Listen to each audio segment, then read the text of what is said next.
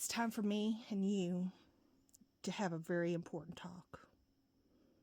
I know what you're doing. You have been my cat for 7 years. 7 years. You have slept in my bed.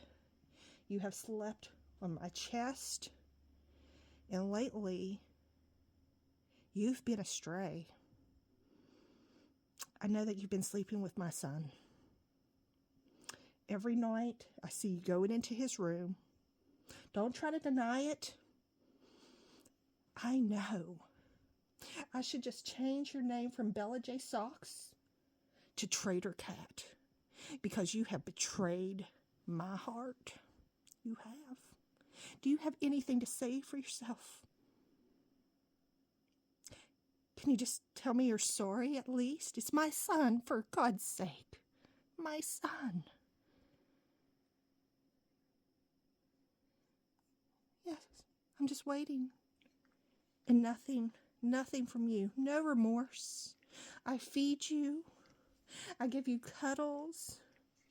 And this is how I'm repaid, with the ultimate betrayal. Look at me, Traitor Cat. Traitor Cat. I would have expected more from my oldest, dearest feline. Was it worth it?